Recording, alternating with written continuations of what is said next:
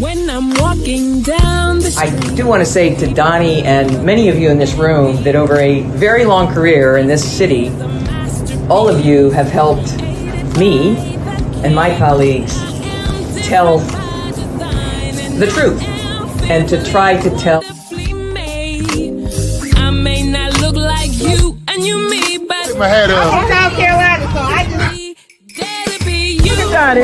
What does this event mean to you, Miss Peggy Mars? Oh, my heart, Happy 20th anniversary. my heart is about loving up on my sisters. Do you know what it feels like to have your sisters in the room? Done. Gotta be me and gotta be different and unique. I'm gonna be the best me I can be by letting His glory shine through. I am beautiful, I am blessed, but not just what you see in the flesh. I'm free from people, free from myself. There's The doctor lived next door to the janitor to the reverend and the lawyer. We were together. Now we get so high and mighty that you create stress for your society because you don't like poor black folks either. That's a health problem. Get yourself together so I can stop being taking care of geriatric people and get back to pediatrics. I thank you, Doni, for all you've done. Let's keep doing it all the more. letting His glory shine through. Gotta be you, gotta be me, gotta be different and unique. I'm gonna be the best me I can be by letting His glory shine through. And I dare you, I dare you, I dare you to be you.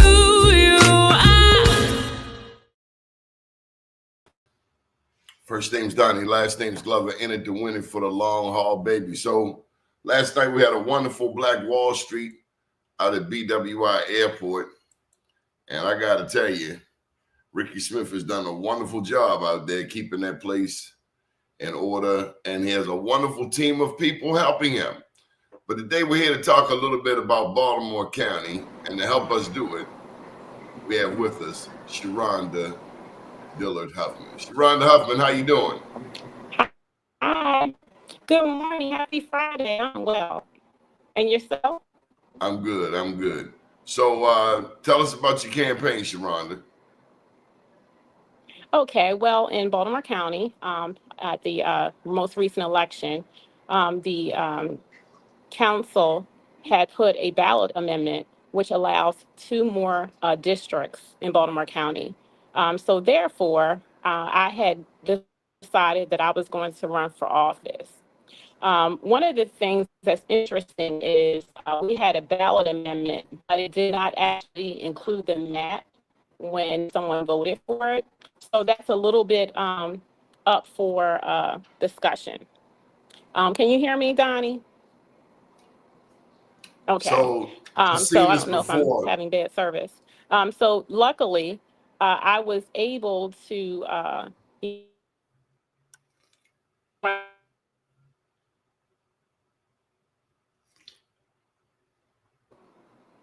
So Sharonda, let me oh, tell you. I don't see Doni. Yeah. So this is how we're gonna do this. Let me get. And we run into this from time to time. Sometimes we get a bad connection.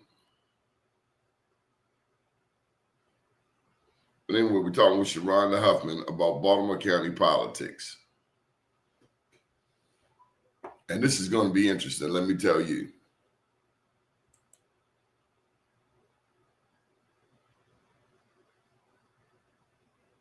Sharonda?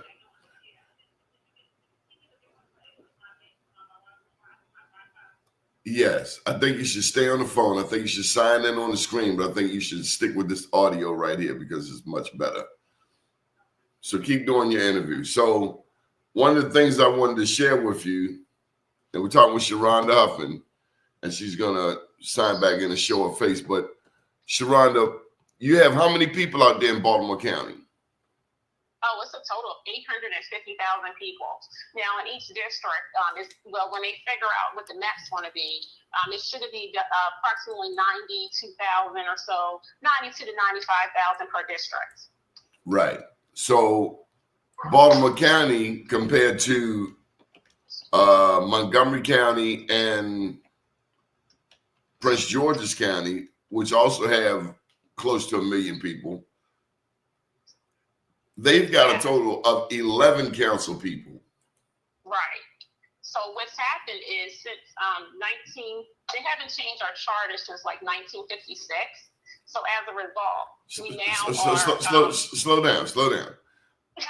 We have to wrap our brain around this. 1956, and this is 2025. Yes. So you're talking about 70 years. That is correct. Baltimore County is operating with the same size council it had 70 years ago when the population was what? Half of that? A third of that? Oh, I'm sure it was much less than that. I don't really know, but it was much less than that. Okay, are you going to sign it? We can see. I mean, you should show your face on the. I'm going to try log in now. Are you using your phone? No, I'm on my phone, but I'm going to log in using the computer. Okay, at least so I don't, look like I'm talking to my cell phone here. But with that said, Prince George's and Montgomery County, they saw an increase in population, and they've had a council, and we're talking about the size of Baltimore County's council. Right now, it's only 7. My people tell me it should be 11. That's probably correct. But right now they've increased to 9. But the thing is, it was done not in decency nor in order. Is that correct? That is absolutely correct. And I can explain more, and I find out more each day. Do you want me to get into it, Don? Well, first I want to know if you're going to sign your face back on the screen. I'm trying.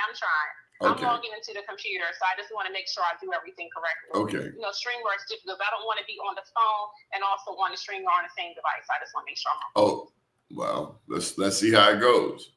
Okay. So I can still tell you a little bit about what happened. Okay, go ahead. Okay, so I had actually worked with the 4 More committee.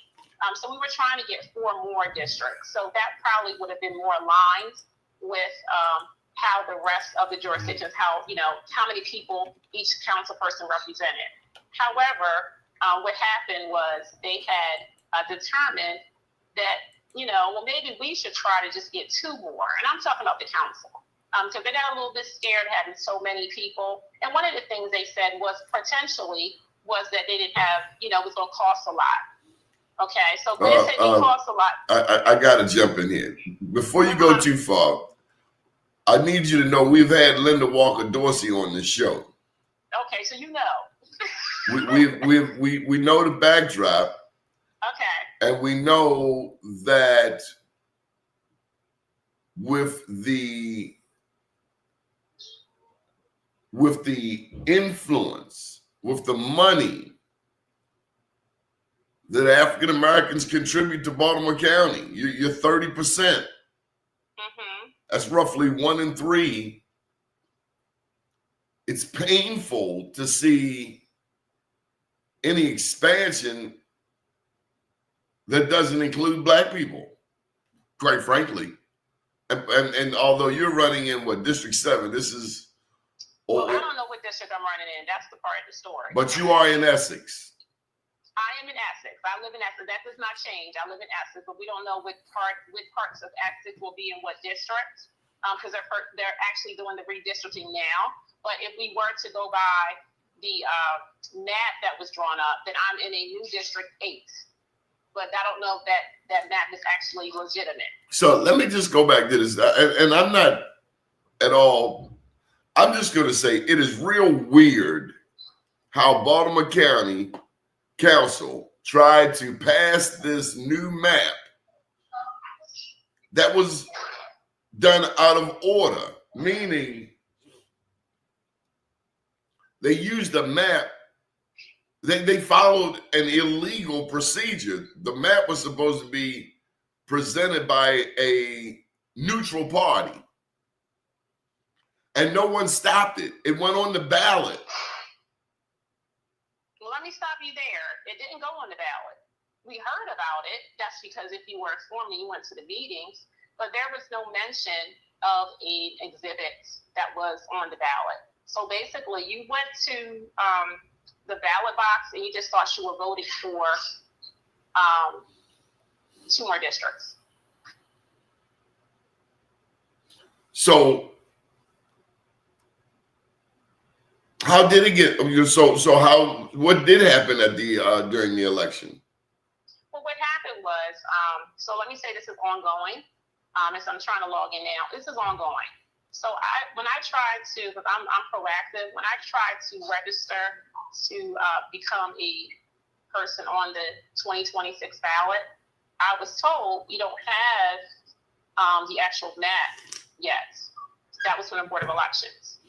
So as a result, I'm not able to file under District 8. And the reason for that is, I don't know if the Board of Elections is not accepting their map, or they're simply not going to, or maybe there is some paperwork that needs to be done. But presently, there is no map, but they have started a redistricting committee. So therefore, it's no purpose of using your map if we have a new redistricting committee. And I've been very proactive in telling the council how the redistricting commission should, look at this. So they actually just had a meeting this week, and they basically told them, you don't have to use the map that was put on there.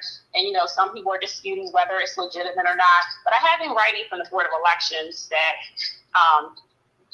that ballot question was not there. So therefore, I could not register in that district. Does that make sense? No. Okay.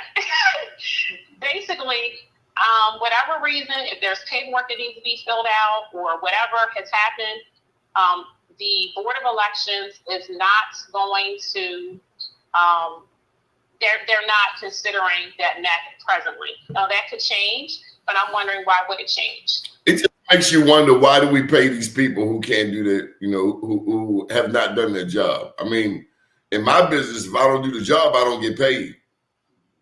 Well, I can't say they didn't do their job. I think it's more of a council issue. Okay, can you see me now? Okay. I'll stay on the phone. So, okay, everything's, you hear me and see me. Okay, perfect. Somebody didn't do their job, and they didn't do it in a timely fashion, Sharonda. Well, I don't know if it's the attorneys or whoever, but I'm okay with them not doing their job. Yeah, but if they didn't do their job and it wasn't vetted correctly, then it makes the process null and void. Okay, well, so let me say I mean, just anywhere else in the world. I know Baltimore County is its own.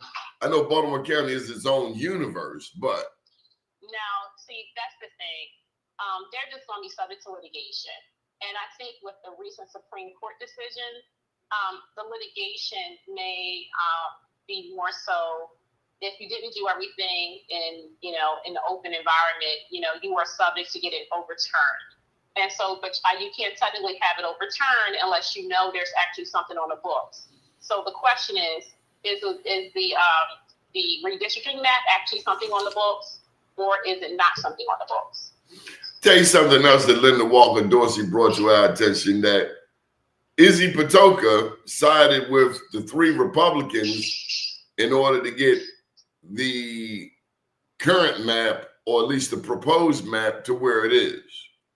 That there was a compromise. And my understanding is that Julian Jones missed the vote. And I mean, it was all kinds of craziness, but you have a Democrat, Izzy Patoka, siding with how many? 3 Republicans? So I'm not in, so what I think about this, I'm gonna call it bamboozlement. Okay, bamboozlement is that I don't know if Izzy was being strategic. Okay, Izzy came back and also sided with the Democrats in trying to repeal the map. So in order for him to get the map, I guess he had to negotiate with the Republicans in order to. So I say, gotcha. Okay. So we got the map, we got the thing on the books, and maybe in the back of his mind, he knew it probably wouldn't really go forward. I don't know, but that's where we are now. But Pat Young came back to the council and said, I would like to repeal the map. because there wasn't enough public input. And so Izzy, along with Julian Jones and Pat Young, they have voted for repealing the map. And then in the next time they voted, Such a waste of taxpayers' money. I agree. I just think we need to have transparency. Yeah, stop trying to be sneaky, because what's done in the dark will come to the light. So that's why I'm here. I can make stuff come to the light. So I have been the person who has been going to the Board of Elections, getting to the bottom line, and I'm having people talk to each other. In fact, I had just sent a letter to the Redistricting Commission email today and made them aware what the Board of Elections said to me, because I don't think people really know what is happening with that map, because I want them to feel comfortable in creating a new map that has nothing to do with the current map that was created by the council. And I do want to also bring your attention. It takes me a while because I'm always, I'm going to say I'm a positive person, so I try to not think of ill intent. But I did notice when I start researching who could potentially be someone that runs against me, most of the candidates that were competitors to the people who sided with the not to repeal the map are in Middle River. Okay, so that's Middle River area would now be in the District 8 of new council district based upon that map. So if you think about it, if I have eliminated my competition and put them all in the same district, it's more likely that I can get my seat back. And so the great thing about this upcoming That's why the council shouldn't be allowed to determine the playing field. That's where it's illegal. It's unscrupulous. And anybody that wants to support something like that doesn't seem worthy of public office. Well, let me just say this. I believe that... And they want to vote themselves a full-time pension. I mean, a full-time salary and a pension. That's the part that gets me. With Baltimore City... Well, Baltimore City, actually, when I looked it up, they are full-time. So I want you to think about this. When I look at the council, they don't just do stuff in the evening, but they need to do more. They need to have committees and things of that nature. And one of the reasons why, and that's why I don't go by propaganda, if you listen to some of the hearings, they want it to be equitable.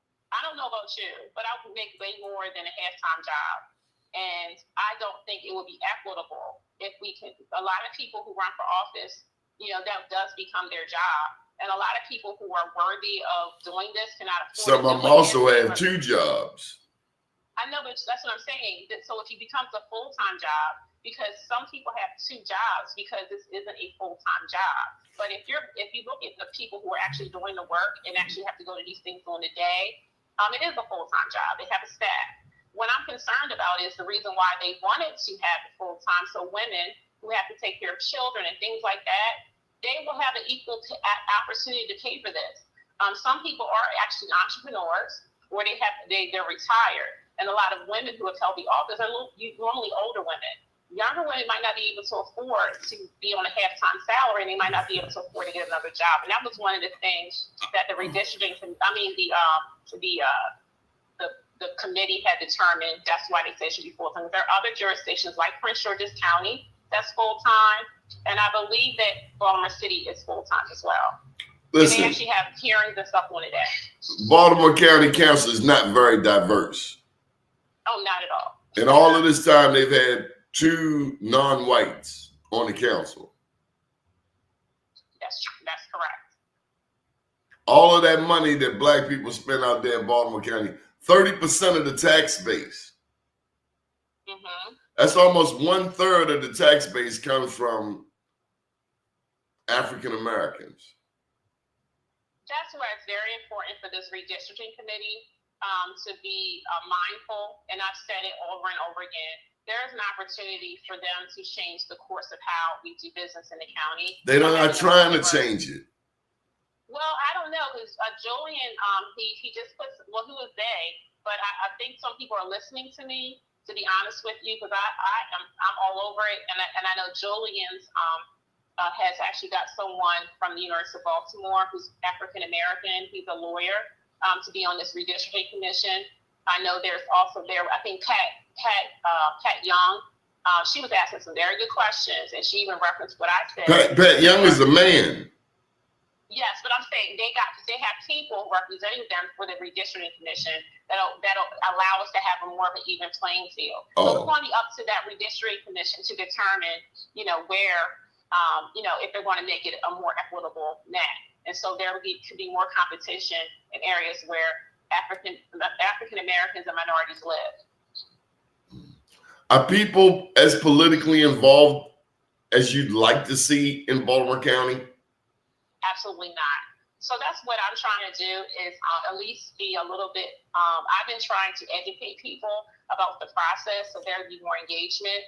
I don't think Baltimore County Council is used to people saying anything. They have carte blanche power to just change zoning. Basically, I'm looking at a bill they just have on there Monday. I complained a little bit about how East Point Mall doesn't have any opportunity for development. And all of a sudden, let me just throw something on the books and say, let's add them to the Essex Community Development Corporation of Revitalization Zone. That didn't make any sense. And so I talked to planning, and it was like, yeah, we just can't do anything. They can do whatever they want. So I think people like me and other people who I'm trying to get engaged, I need people to register to vote. I need them to show up to the meeting. I need them to be on some of these commissions. So no, they're not engaged because they just assume everything's good. Another challenge too, Sharonda, is that the county seat is in Towson. Yes. So you're running in Essex, and I got a lot of family that lives in Essex. To go to Towson, many people, only thing they go to Towson for is Towson Town Mall. We're not thinking to go to Towson to go to the county courthouse. Right.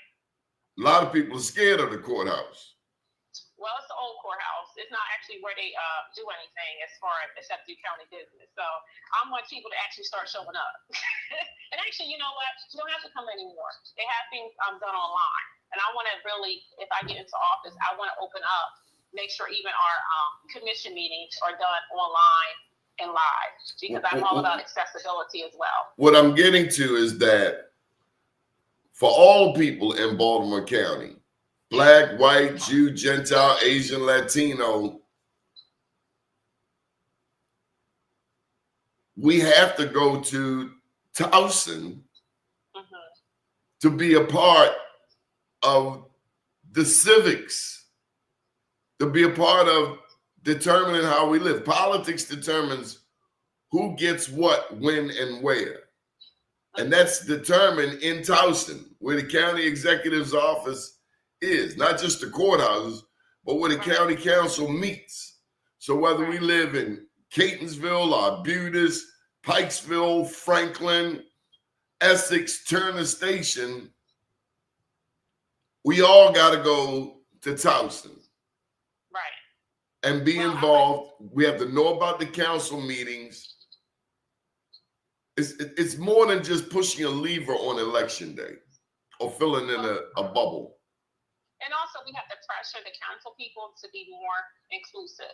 There was an issue that I had with people understanding what the redistricting map is, I asked for the councilmen to have meetings in both the Essex and Dundalk area, and they refused. So I think also, as a full-time employee, I think there should be more engagement within the community. They do sometimes have their community people go to different meetings, but we actually need a city council person. I mean, unfortunately, people are not, we have people on the council who are very engaged, and we have others that aren't. So we don't get the, a lot of people don't know anything. Why are you interested in politics? Well, I've always been interested in politics. I graduated from Morgan State in 1998 with a political science degree. Most of my career, I've worked in government and human services as well as legal. Most recently, in 2022, I filled a position that from Crystal Francis, who had ran for council on the Central Committee. So then I had started a Blue and Gold Democratic Club. I also attended the DNC, the Democratic National Convention as a delegate.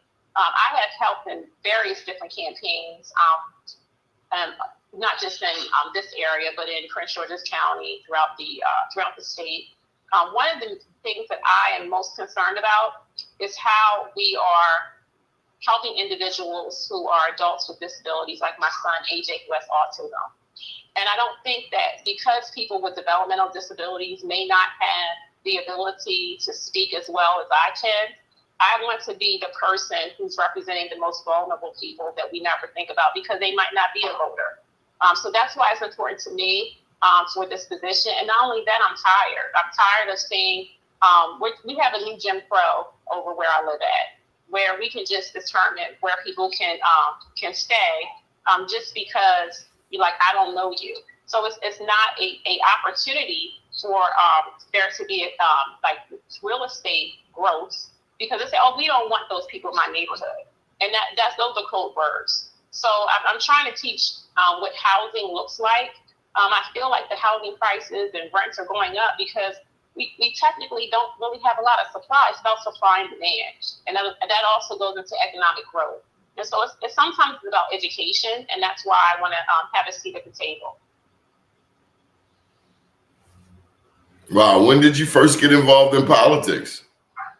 Well, I think I pretty much as a child, when I was growing up in Delaware City, Delaware, my best friend, her neighbor was in NAACP, and I remember even walking as a little girl, like the March on Washington they would have every year.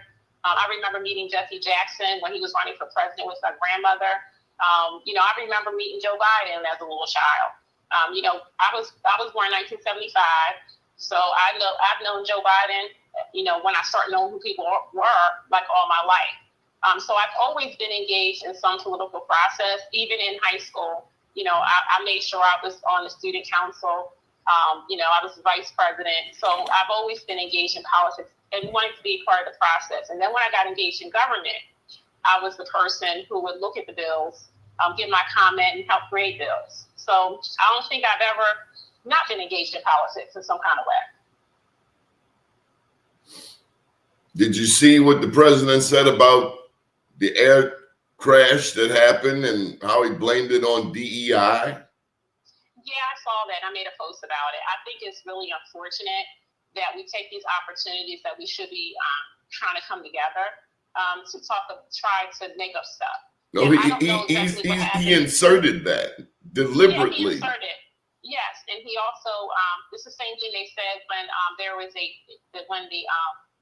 when the Key Bridge fell down. It's because of DEI.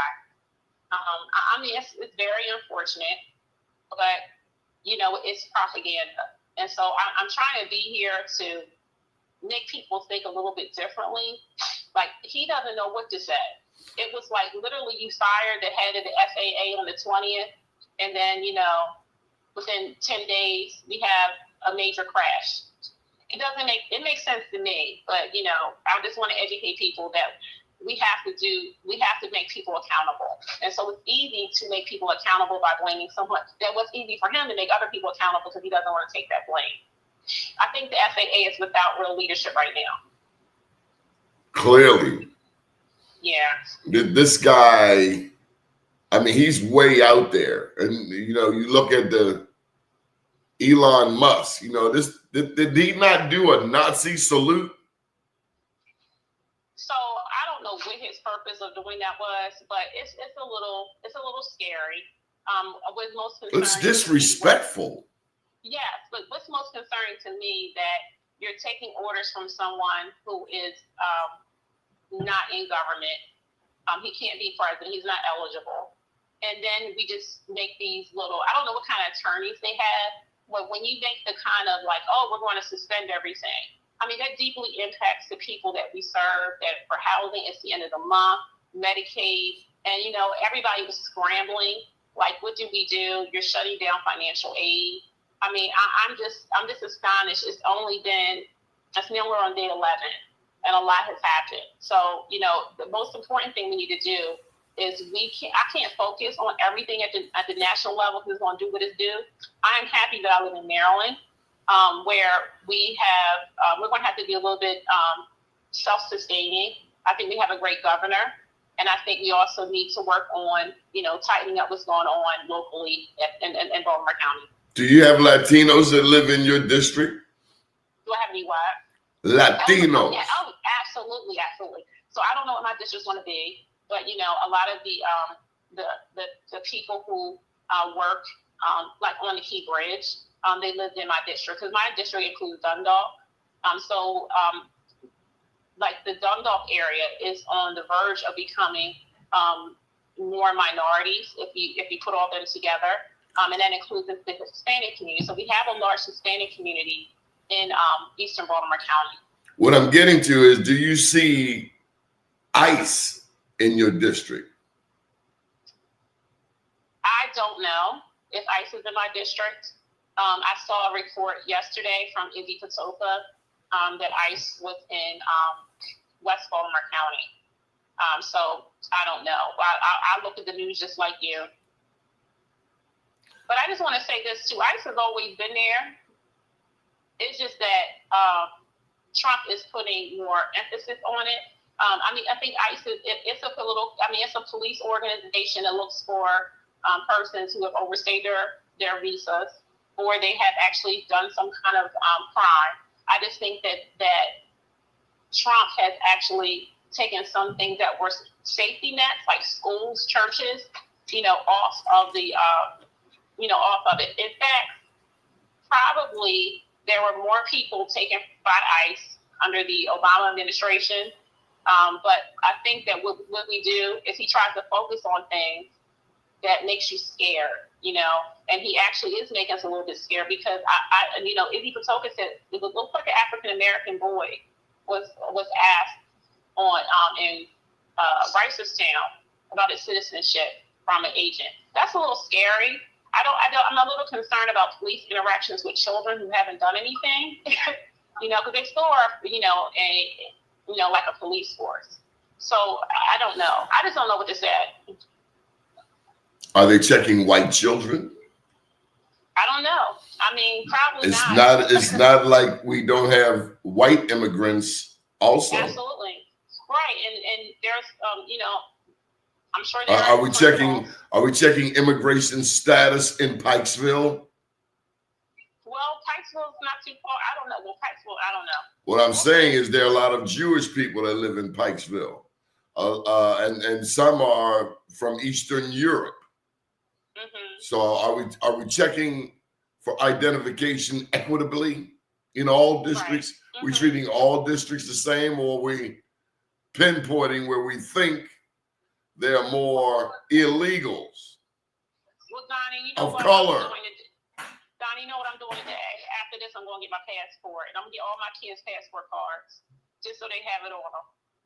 I mean, I don't know. I can't even explain craziness. And it's got to be stressful too. It's stressing me because it's very sad. I used to work in Howard County, and they have a large Hispanic community. And I remember back, I can't even remember what year it was, but I was trying to get them to really apply for that Dreamers Act. I have to check on them, but it is a little scary. But what can we do? We just gotta pray, and we gotta make people accountable. Okay, so how can people learn more about your campaign, support you, etc.? Well, so I'm doing public financing. I don't want to be beholden to the regular people. I really want to be a person that represents the community and not, special interests. Of course, we all have some kind of special interest. Of course, I'm a person advocate for the disability community, but I have a website. I'm going to be updating it as soon as I'm able to get a new account. It's Sharonda Huffman, SharondaHuffman.com. And it has all my links to social media at the bottom of the page. So what I do plan on doing is I'm going to be having town halls, because those are things that are not happening in my district. So we can start talking about the issues. My next town hall is going to be February the 22nd at 2:00 at the Essex Library. It's at the bottom base, and all are welcome. Then I'm going to try to have like a fundraiser on March the 8th. And that's going to be in Timonium, and I'll have it all on my website after I get all the the financing thing together. Just recently, this month, they had opened up on the State Board of Elections, Baltimore County Fair Elections, and I was the very first person to apply for it ever, because this is something new in Baltimore County. And what's that? The Fair Election Fund. So this gives the opportunity for people like me who haven't ran for office before, don't have big, well, not a real office, do not have a big bank account to run for office. So Baltimore County, for the primary and for the general election, they will match up to $90,000. And matching means, like, for the first $50, they do 4 times, and then 3 times, and 2 times, and 1 time. And so I'm going to get small donations. So that's up to $250 per person. And for people who live in Baltimore County, they have that scaling matching. It's similar to what they already do in Baltimore City, as well as, Montgomery County. So I'm looking forward to getting those small donations so that I can be, more competitive.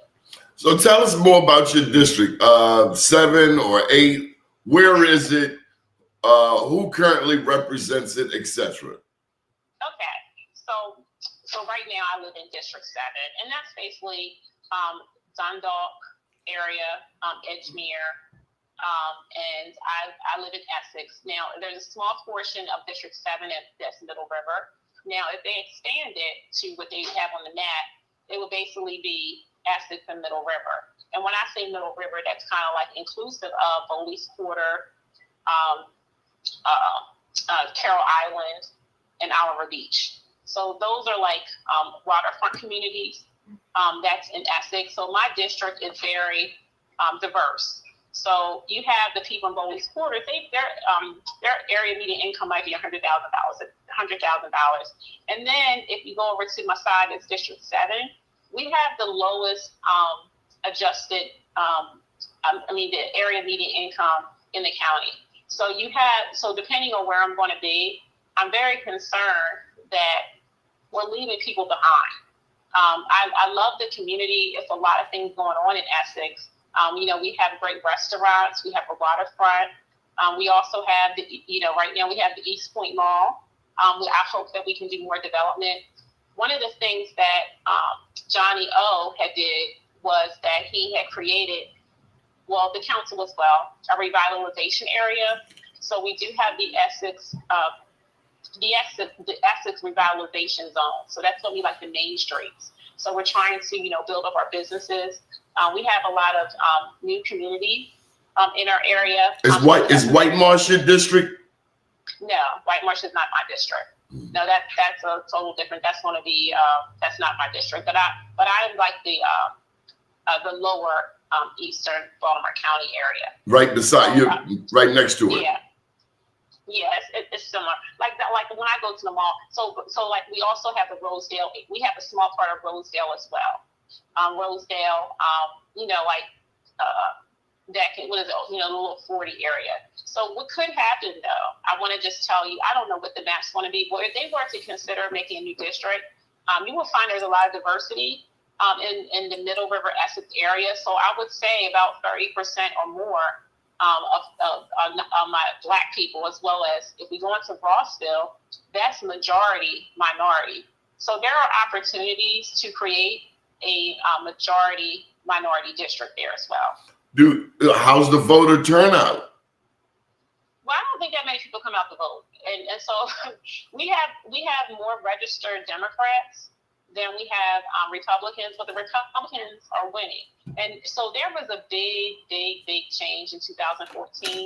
Johnny O ran against Sowing, and they have not had a very competitive Democrat running on the state level or on a council level. So I am represented except at governor level by all Republicans.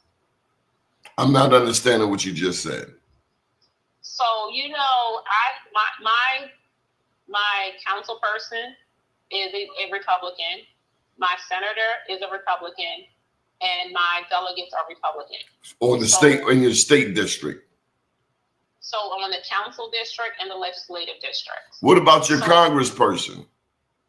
Oh, my congressperson is Johnny L. You know, there's only one Republican congressperson, and that's Andy Harris. But ironically, Andy Harris used to be my state senator. So all of Baltimore County is led by Congress by a Republican. I mean, by a Democrat. So we have Johnny L. and Quille Adams as our representatives in Baltimore County. Interesting. Yeah. So, you know, Quille, actually, you know, they had given him the section of Turner Station because that's where he came from. But the majority of Baltimore County is represented by a legislative district 2. And I represented the legislative district 2, the congressional district 2 when I went to the Democratic National Convention. Wow, we really have to get more involved, Sharonda. It seems like you're out there in many ways by yourself. Well, I can't say I'm by myself. One thing that I did do, Doni, it wasn't ready for me. You know, I was a big advocate to make sure that we stopped leaving my little area behind. So I had started doing sign waving. And so I have a lot of people that are on like the Central Committee and other places that are coming to Essex. Just recently, like a couple of weeks ago, you know, we had like we went out to karaoke night, you know, and ironically, my state delegate was there too, Rick Metzger. So what we do is we're trying to do more outreach and let you know the Democrats are here, and they were so happy. And we have an annual Essex Day, and the Democrats had not participated in Essex Day, and I don't know how long until I got on the Central Committee.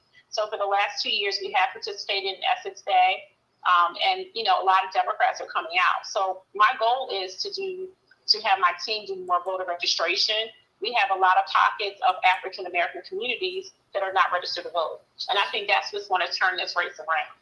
Let me ask you this: are illegal drug activity an issue in Baltimore County where you live at? Do you have like here in West Baltimore, we have illegal drugs. We have people that come from Harford County, Carroll County, etc., to buy drugs in the community. Do you have a illegal drug problem there in Essex? So everyone, I think, okay, so when I look at drugs, I don't see open air drug market, you know, it necessarily in the area I live in, but I don't see everything. But I do know there are people who are struggling with drug addiction, and that is a major problem in my area. So, you know, one of the things that the library does is they do have regular trainings on giving people Narcan. So, but is there open air drug dealing? I would not say that I see it. I do think that we have a different kind of community in that I know people do drugs, but I don't necessarily see a lot of, you know, oh, this is where you don't want to go. Now, am I saying there's not drug dealing? No, I'm not saying that, but I don't see it as much. But I know there's a problem. What about unemployment? So we do have, just like the rest of the county, I'm sure there's people that are underemployed because, you know, after a certain point, they start recognizing whether you're on the employment rolls or not. Like when you stop collecting money. But as I stated, we have the lowest income in my district. So that is something that I'm concerned about because we need to, you know, in my district, we have the Trade Point Atlantic. So we have to start having more opportunities for people to learn a skill so they can, you know, get better jobs. Mm-hmm. Go ahead. No, I'm sorry. No. So what I'm saying is, yes, we do have unemployment. Is that one of our biggest issues? One of my issues that I have is we have in District 7, we don't have as many people who have, you know, degrees or have finished their high school diploma. So I think it's very important. Not everybody needs to go to college, but I really want to start strengthening the relationships. No, they don't actually, Doni. Yes, they do. Yes, they do. When I look at and I'm going to push back on you. You didn't let me finish, Doni. Ladies first. Not if you're wrong. No, but I have to be specific in what I'm saying. What I'm saying is you don't have to get a 4-year degree. There's also we have a great community college People are like my best friend. She's in IT. There are people who are getting these who are getting certifications in IT. Like I'm saying, what I told my kid is, if you're not going to 4-year college, you need to get a degree. A certification or something that's going to give you a job. Not everybody can go to school, Doni. Not everybody has the skill set. A lot of people don't have the money. It's not like everything is free. So some people have to go out and work. When I was working at Humana, we actually taught people, people who had IEP. I'm talking about high school seniors, IEPs and 504s. We gave them jobs at the hospitals, right? And they were able to get hired full time. I'm working in a community that they have been, I think, 40 years old, and you just can't afford to go to college. Then can you learn a trade? So I hear you, but if we were to put everybody in school, I'm saying a lot of these schools getting overcrowded. So, some people can earn a great living by being a mechanic, having their own business, and we can teach entrepreneurship. And what I always say is, when you have a skill, you need to teach somebody else that skill. So you can just be the boss, because our bodies will fail us. Some people are truck drivers. I have known people that are rich because they have 16-wheelers. Okay, so I'll let you talk, Doni. What about returning citizens? So I do. It's funny you said that. One of my very good friends, she actually has a returning citizen program in the library. Enoch Pratt Library, I don't know if we're doing a good job of helping our returning citizens. I know Eric Metzger had talked to me, that's one of our state delegates, about having a entrepreneurship program inside of the prison system, so they will have certifications when they return. But I think it's very important that people need housing too. So if you don't have any place to stay, how are you going to get a job? So it's a holistic approach, and I'm not sure if the county's really doing the best they can to address some of those issues. And I'm hoping that we have a new state's attorney that will also do a better job of trying to connect people with services when they get out of jail, or try to, if they're eligible, to try to steer someone in a different direction. Because just putting people in jail with no resources is not helping. They just won't go back and do the same thing. Recidivism in America is about 70%. Right, I agree. America has 1 in 4 of the incarcerated people on the planet Earth. 40% of them are Black men. What's interesting is my hobby is watching court shows. Actual court cases. And I think that probably Baltimore County doesn't do a good job of what happens to the person when they come home. I'm noticing like the Fulton County, Georgia area, they tell people you gotta get out the daggone county. What does that do for people? How are we setting them up for success? Well, you said not everybody's meant to go to college. It's kind of like this, and this is my take on that. You can go to the right or you can go to the left. At the end of the day, whether you never got high, whether you never did time, or whether you did do cocaine and heroin and now you're getting your life together, or whether you did do 10, 15 years in prison, everybody gets to that point. You're going to go right or you're going to go left. We can make way, we can dig in, we can do what we got to do, or we can make excuses. Oh, well, I don't have this, I didn't have that, I didn't. Okay. But at the end of the day, everybody has to choose for themselves. We do what we want to do. I see people in the lottery line. And you look and it's like, should I be in the lottery line every day spending $10, $20, $30, $40? I used to work the lottery machine. And what I found, and this is many years ago, the poorest people played the most on the numbers. And I'm just thinking to myself, damn, you spent $700 this week on numbers. Maybe if you keep that $700 and pay your bills, you can get out of that rat trap. Or some people go to the casino. Just like some people, we do what we want to do. People want a $1,500 pocketbook. They buy a $1,500 pocketbook. But at the end of the day, or people choose to spend a lot of money on hair and beauty, but you complaining about the gas and electric bill. We do what we want to do. And hold up. This is my turn. This is my show. I want to tell you that when it comes to education, the state of Maryland puts money from gambling, from the lottery, from table gambling, which came under O'Malley. They didn't let Ehrlich pass it. They let O'Malley pass it.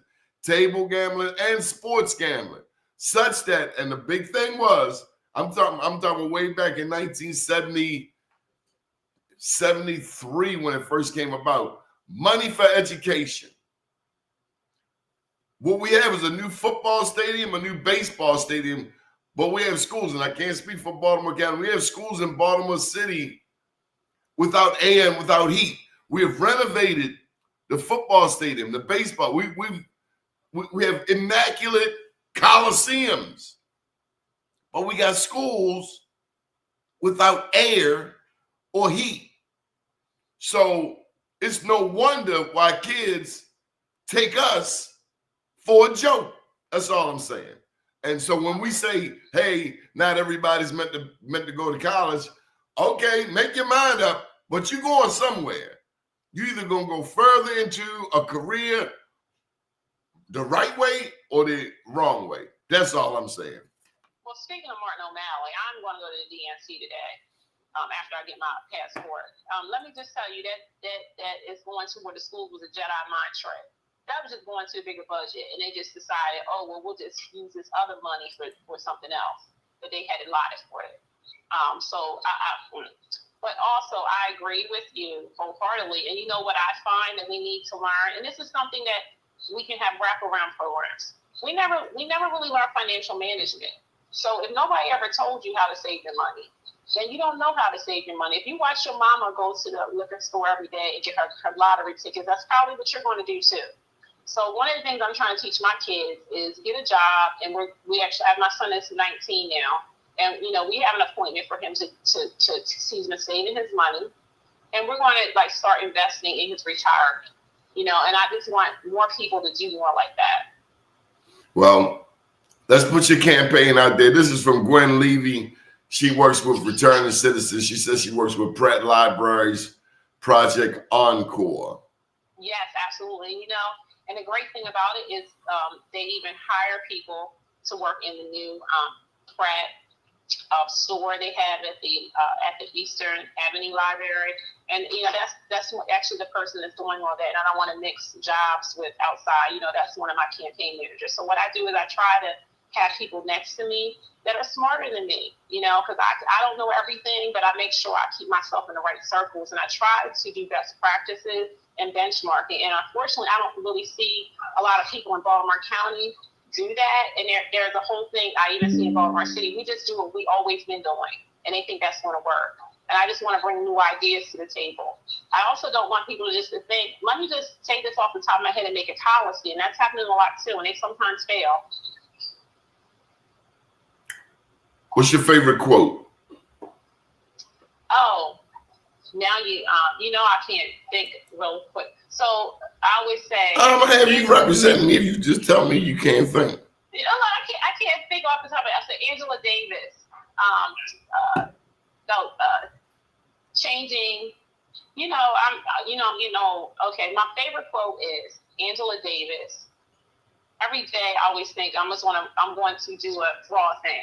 We always think that we can't do something. So I just want to change the things that I'm just tired of. Okay, so you get your quote from that. We keep on saying we can't do something, and I'm just saying, why can't we? And I'm tired of saying we can't do something when we can. Someone's going to say, well, you can't win over in that mostly white area. And I'm like, when's the last time somebody tried? And that's what I want to do. I'm a barrier breaker. So I want to change the way we think in order for us to do more in our county, and also do more for our children. Because I probably have more years behind me than I have in front of me, but I still have my children on this earth, and I feel like if I can make a better way for them, that's why it really matters. Okay. Any final thoughts?